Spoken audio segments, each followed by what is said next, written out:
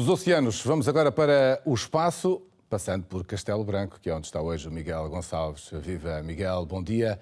Já ficou o aviso, hoje há eleições europeias e, portanto, podemos eventualmente ter que interromper se houver assunto de atualidade, já sabes. Mas antes disso, vamos lá então começar, para já com dois estudos assumidamente especulativos, mas que nos remetem para um pensamento alienígena. Isso não é um pouco perigoso? É verdade, aqui na Última Fronteira também há espaço para algumas especulações alienígenas, ainda por cima quando são, de certa forma, validadas por artigos que são publicados em revistas da especialidade, ou seja, houve revisão de pares, houve mérito científico nestas análises. Então, o primeiro leva-nos até este projeto Hephaestus, que nos conta que houve um grupo de cientistas que analisou bases de dados de observações de estrelas no comprimento de onda do infravermelho, tudo elas estrelas até cerca de 1000 anos-luz de espécies da Terra, portanto relativamente próximas de nós, e encontraram 7 estrelas com um sinal particularmente interessante, que nos leva até à década de 60, e é um cientista chamado Freeman Dyson que na altura especulou que civilizações alienígenas avançadas precisariam certamente de muitíssima energia. Qual é a melhor maneira de conseguir ter essa energia? É recolher a energia da sua própria estrela, da estrela cujos planetas orbitam. Ora, isso ficava associado a uma espécie de umas esferas que seriam gigantes fábricas e habitats que, constituídos por painéis solares, que iriam então recolher a energia dessa estrela e enviá-la então para o planeta para responder às necessidades energéticas. Chamavam-se então essas as esferas de Dyson. Essas esferas de Dyson não são perfeitas, não conseguiriam armazenar toda a energia, havia uma espécie de energia que sairia dessas próprias esferas, no comprimento de onda também do infravermelho, e isso ficou conhecido como a assinatura de Dyson. Este estudo andou à procura precisamente dessas assinaturas de Dyson, a esses registros de esferas, enfim, provas de alienígenas avançados, que então mostrassem que era possível recolher essa energia da sua própria estrela. E ficaram então intrigados com 7 candidatos à volta de estrelas M, estrelas mais pequenas, menos maciças, menos brilhantes que o nosso Sol, que dizem estes cientistas merecem se calhar outro tipo de análise. Eles não estão a dizer que encontraram esferas Dyson ou provas então desta inteligência avançada, dizem que temos ali 7 registros que não conseguimos explicar com se calhar as explicações mais naturais que nós podemos ter de este tipo de emissão de infravermelho à volta de estrelas. Quais seriam essas explicações naturais? Por exemplo, gigantescas nuvens de poeira, associadas também, por exemplo, a colisões de cometas ou asteroides nesses sistemas planetários. Quando nós estamos a falar de estrelas de classe M, ainda por cima estrelas maduras, não estamos propriamente à espera desse tipo de registros, mas não podemos excluir. Um outro grupo de investigação analisou melhor estes dados e encontrou aqui uma coincidência interessante. 3 destes 7 candidatos tinham num plano de fundo da observação, ou seja, mais distantes no espaço, havia ali o registro também de galáxias cheias de poeira.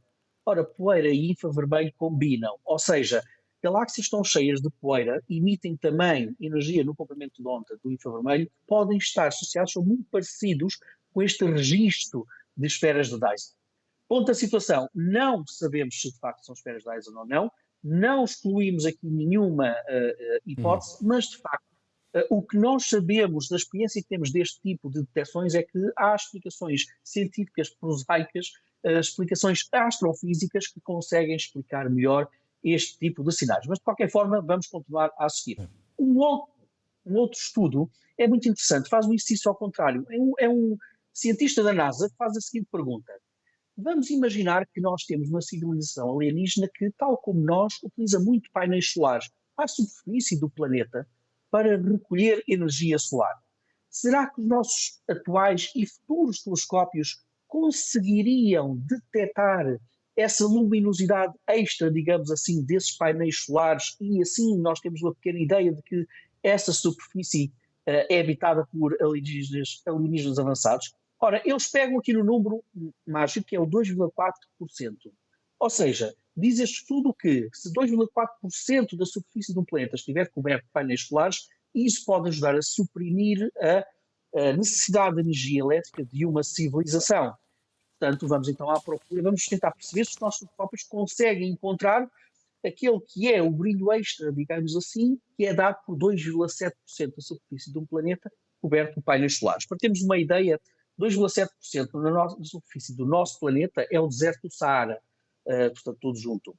E o que diz este estudo é que, não, com 2,7% nós não conseguimos, não temos tecnologia agora e mesmo a que se anuncia que consiga detectar essas provas. Segundo ponto, então se não for 2,7%, se for 27%.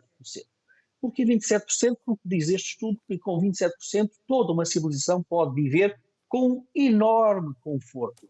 Então 27% já corresponde, imagina tu, Daniela, todo o continente africano. Será que os telescópios conseguem ver, detectar isso? Também não. Diz este estudo que também não consegue. Ora, quer o primeiro estudo que eu falei, quer este segundo, parte de um princípio que é capaz de ser um erro, que é um princípio muito antropocêntrico. Primeiro ponto, painéis solares. Será que precisamos mesmo de cada vez uma maior quantidade de área de painéis solares para recolher energia? O que nos diz a história da tecnologia é que nós estamos a utilizar cada vez dispositivos mais pequenos para recolher com mais eficiência a energia solar. Portanto, não é um dado adquirido, precisamos de maiores e mais para ter maior eficiência energética. E depois, estes estudos também se baseiam no silício, que é feito a maior parte dos painéis solares que nós conhecemos. Ora, ninguém diz que, ninguém pode garantir que essa será a tecnologia a curto prazo. Aliás, já conhecemos tecnologia a curto prazo utilizada em painéis solares, são mais eficazes que o próprio silício. E, portanto, nós estamos a utilizar algumas das nossas ideias e até alguns dos nossos preconceitos atuais para também fazer este tipo de especulações alienígenas. Mas, para que fique bem esclarecido junto dos nossos telespectadores, não foi detectada absolutamente nenhuma prova de seres alienígenas, o que é uma pena, deixa-me te dizer. Isso é, de facto, olhar muito para o umbigo, pensar que outras civilizações não teriam algo mais desenvolvido do que painéis solares para produzir energia. Vamos avançar para Vênus e Marte, e em Vênus a atividade vulcânica, que não é pouca, não é? Pela segunda vez, nós temos agora um estudo feito por um grupo de cientistas que pegou nos dados... Olha, Miguel, antes de começares a desenvolver a ideia, já agora vamos aproveitar e interrompemos porque temos a oportunidade...